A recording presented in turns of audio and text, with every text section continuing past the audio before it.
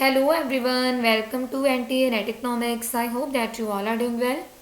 So आज के इस वीडियो में हम लोग डिस्कस करेंगे important questions for the upcoming exam of NTA UGC Net. So let's get started. So first question is that when a country can import more with the given quantity of export, the terms of trade are said to be.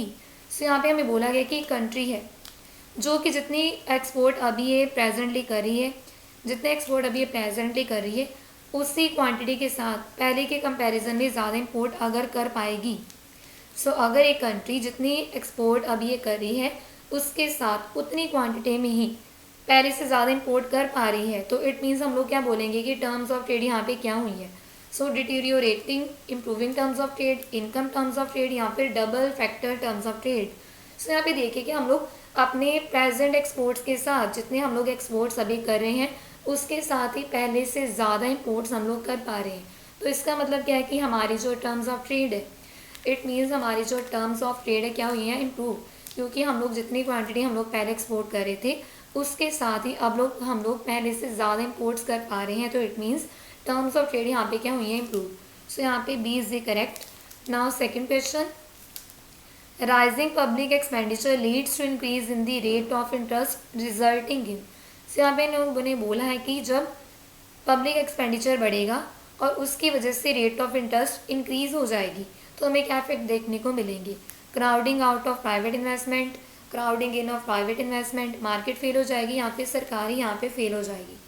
तो देखिए कि यहाँ पे हो क्या रहा है कि सरकार अपने एक्सपेंडिचर को बढ़ाने के लिए यहाँ पे क्या करेगी, बोरो करेगी, जिसकी वजह से जो रेट ऑफ इंटरेस्ट है वो इंक्रीज़ हो जाएगी. अब क्योंकि रेट ऑफ इंटरेस्ट इंक्रीज़ हो गई है तो इसकी वजह से जो प्राइवेट इन्वेस्टर्स हैं वो इन्वेस्टमेंट कम करेंगे, यानी कि यहाँ पे क्या हो जाएगा, क्राउडिंग आउट, यानी कि यहाँ पे सरकार के एक्सपेंडिचर की वजह से जो प्राइवेट इन्वेस्टमेंट है वो कम हो गई. It means crowding out of private investment यहाँ पे जो है वो कम हो जाएगी. नाउ क्वेश्चन नंबर थर्ड, इनमें से कौन सी ऐसी स्टेटमेंट है जो कि ठीक नहीं है. आरबीआई को नेशनलाइज किया गया था 1949 में. आरबीआई को इस्टेब्लिश किया गया था कब, 1935 में, under RBI act of 1934. Establish इसको किया गया था 1935 में और इसको जो है वो सेंट्रल बैंक, इसको नेशनलाइज किया गया था किस साल में, 1949 में. ये स्टेटमेंट बिल्कुल ठीक है.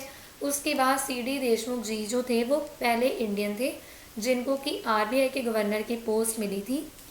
सी स्टेटमेंट ये कि जो आरबीआई का कस्टोडियन होता है foreign exchange reserve of India का, यानी कि जितने भी फॉरेन एक्सचेंज के रिजर्व्स हैं वो सिर्फ और सिर्फ आरबीआई के पास होते हैं. और डी ऑप्शन ये कि जो रघुराम जी राजन थे succeeded Urjit Patel as a governor of the RBI.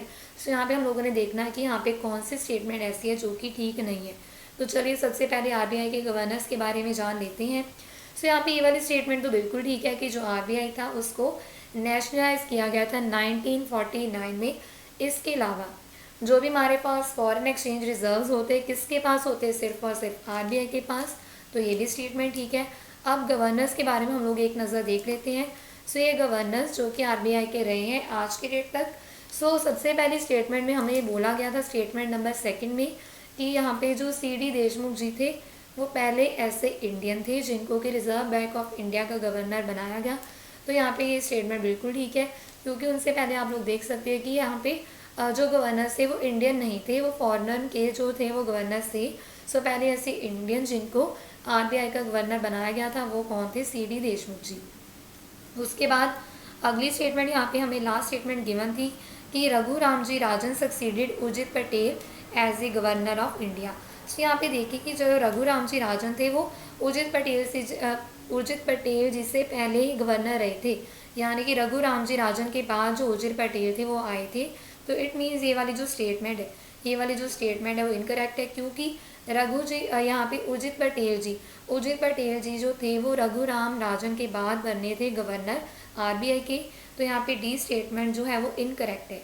उसके बाद नेक्स्ट स्टेटमेंट ये है कि आरबीआई यानी कि रिजर्व बैंक ऑफ इंडिया के रिगार्डिंग कौन सी स्टेटमेंट ऐसी है जो कि यहाँ पे ठीक नहीं है. तो आरबीआई सेंट्रल बैंक है इंडिया का. बिल्कुल हमें पता है कि सेंट्रल बैंक हमारी इंडिया का कौन है, आरबीआई. आरबीआई मोड करता है मॉनेटरी पॉलिसी को, यानी कि रिक्वायर्ड चेंजेस आरबीआई करता है मॉनेटरी पॉलिसी में। इसके अलावा आरबीआई मोड करता है फिस्कल पॉलिसी। और लास्ट स्टेटमेंट ये कि आरबीआई जो है वो बैंकर्स का भी बैंक है, यानी कि बैंक्स का भी बैंक है और गवर्नमेंट का भी बैंक है। सो इनमें से इनकरेक्ट हम लोगों ने ढूंढनी है। तो इनकरेक्ट स्टेटमेंट यहाँ पे क्या है कि जो आरबीआई मोड करता है फिस्कल पॉलिसी को। सो फिस्कल पॉलिसी क्या होती है? फिस्कल पॉलिसी जो है पॉलिसी है सरकार के रेवेन्यू और एक्सपेंडिचर की पॉलिसी है फिस्कल पॉलिसी। सो ये गवर्नमेंट की पॉलिसी है, इसमें आरबीआई का रोल नहीं है। सो यहाँ पे सी जो है वो इनकरेक्ट स्टेटमेंट है। उसके बाद यहाँ पे नोबेल प्राइज़ विनर हम लोगों ने देखनी है कि कौन से फील्ड और एरिया में कौन से जो इकोनॉमिस्ट थे उन्होंने नोबेल प्राइज़ जीता था। तो सबसे पहले देखिए अमर्त्य सेन। तो अमर्त्य सेन जी को जो नोबेल प्राइज़ मिला था वो मिला था वेलफेयर इकोनॉमिक्स के लिए, और कब मिला था? 1998 में। उसके बाद जो थे पॉल क्रूगमैन। सो पॉल क्रूगमैन को जो नोबेल प्राइज़ था वो मिला था इंटरनेशनल ट्रेड के लिए। उसके बाद यहाँ पे रॉबर्ट लुकास। सो रॉबर्ट लुकास को जो नोबेल प्राइज़ मिला था वो मिला था डेवलपमेंट इकोनॉमिक्स के लिए। और रिचर्ड थेलर। सो रिचर्ड थेलर जी को जो है वो मिला है नोबेल प्राइज़ बिहेवियरल इकोनॉमिक्स के लिए। सो बिहेवियरल इकोनॉमिक्स के लिए यहाँ पे जो मिला है रिचर्ड थेलर जी को। इसके अलावा पॉल क्रूगमैन, रॉबर्ट लुकास। पॉल क्रूगमैन को इंटरनेशनल ट्रेड के लिए, रॉबर्ट लुकास को यहाँ पे डेवलपमेंट इकोनॉमिक्स, और अमर्त्य सेन जी को यहाँ पे मिला है वेलफेयर इकोनॉमिक्स के लिए। सो इसका करेक्ट मैच क्या होगा? ए का आएगा यहाँ पे थर्ड। तो एक का थर्ड आपको एक ही ऑप्शन में गिवन था, ऑप्शन नंबर डी। सो यहाँ पे D is the correct statement.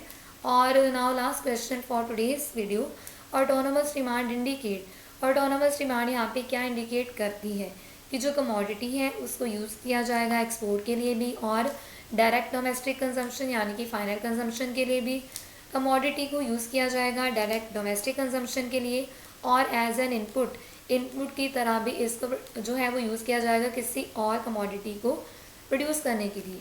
Commodity को जो है उसको डिमांड किया जाएगा डायरेक्ट यूज़ के लिए यानी कि फाइनल कंजम्पशन के लिए, और इसको किसी फर्दर कमोडिटी के प्रोडक्शन में यूज़ नहीं किया जाएगा एज इनपुट। और लास्ट यहाँ पे स्टेटमेंट है जो कमोडिटी है उसको यहाँ पे डिमांड किया जाएगा एज इनपुट, ताकि इससे हम लोग किसी और कमोडिटी को प्रोड्यूस कर पाएँ, और डायरेक्ट यूज़ के लिए इसको जो है वो डिमांड नहीं किया जाएगा। सो ऑटोनोमस डिमांड का इंडिकेट करती है, ऑटोनोमस डिमांड ये इंडिकेट करती है जो कमोडिटी है उसको हम लोग डिमांड करेंगे किसके लिए? अपनी फाइनल कंजम्पशन के लिए। सो इसमें हम लोग जो है इंटरमीडिएट कंजम्पशन यानी कि अगर यहाँ पे हम लोग जो है उस कमोडिटी को यूज़ करें किसी और प्रोडक्शन के लिए एज इनपुट, तो उसको हम लोग जो है इंक्लूड नहीं करेंगे। सो ऑटोनोमस डिमांड का मतलब क्या है कि कमोडिटी जो है इसको जो है डिमांड किया जाएगा सिर्फ और सिर्फ डायरेक्ट यूज़ के लिए, but not as an input to produce another commodity. So ऐसे बहुत सारे क्वेश्चंस जो कि इम्पॉर्टेंट हैं नेट एग्ज़ाम के लिए, सेट एग्ज़ाम के लिए, हम लोगों ने ऑलरेडी इन क्वेश्चंस को लाइव क्लासेस में जो है वो डिस्कस किया हुआ है। तो जितने भी लर्नर्स यहाँ पे चाहे नेट एग्ज़ाम की तैयारी कर रहे हैं चाहे सेट एग्ज़ाम की तैयारी कर रहे हैं, अगर आप लोग इस तरह के क्वेश्चंस को प्रैक्टिस करना चाहते हो तो आप लोग मुझे यहाँ पे अनअकैडमी पर फॉलो कर सकते हो। सो आप सभी को बताना चाहूँगी कि अनअकैडमी पर I am a plus educator, और अभी तक I have completed my 3 courses.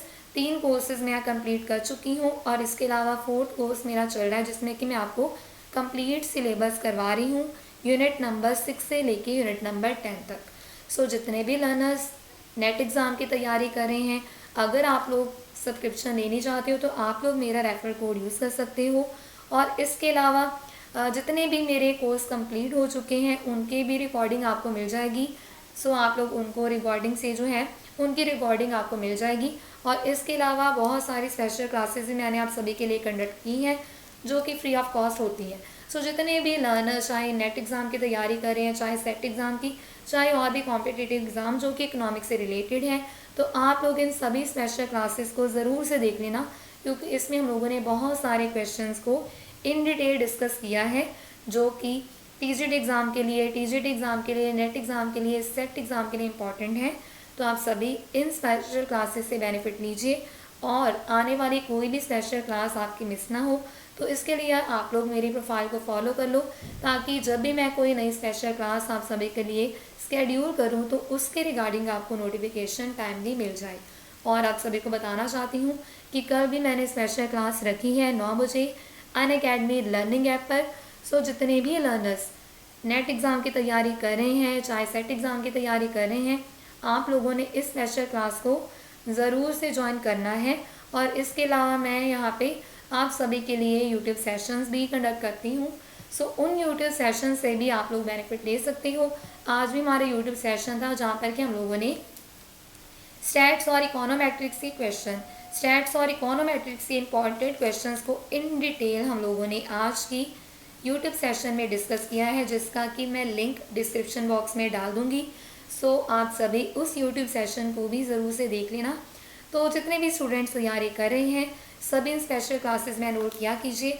और अगर आप लोगों ने अभी तक अनअकैडमी लर्निंग ऐप को इंस्टॉल नहीं किया तो फटाफट से ऐप को इंस्टॉल कर लीजिए। और इन सभी फ्री स्पेशल क्लासेस को एक्सेस करने के लिए यहाँ पे आप लोगों को मेरा रेफरल कोड अप्लाई करना पड़ेगा। और इसके अलावा जो स्टूडेंट्स सब्सक्रिप्शन लेनी चाहते तो आप लोग इस रेफरल कोड को यूज़ कर सकते हो टू गेट एडिशनल 10% डिस्काउंट। सो फटाफट से ऐप को इंस्टॉल कीजिए और जितनी भी स्पेशल क्लासेस हम आप सभी के लिए कंडक्ट कर रहे हैं उनमें आप लोग एनरोल कीजिए, और ताकि आपकी जो प्रेपरेशन है वो और भी अच्छी हो। क्योंकि अगर आप लोग सिर्फ और सिर्फ कॉन्सेप्ट पढ़ रहे हो बट आप लोग उनसे रिलेटेड जो क्वेश्चंस आए हैं, जो क्वेश्चंस बन सकते हैं, अगर आप लोग उनको प्रैक्टिस नहीं करें तब भी आपकी जो प्रेपरेशन है अधूरी है। तो सभी ने इन फ्री स्पेशल क्लासेस को जो है ज़रूर से ज्वाइन करना है। इसके अलावा आप लोग टेलीग्राम चैनल को भी ज्वाइन कर लेना, ताकि आने वाली क्लासेस की नोटिफिकेशन आपको टाइम टू टाइम मिलती रहे। So this was all about today's video. Thanks for watching.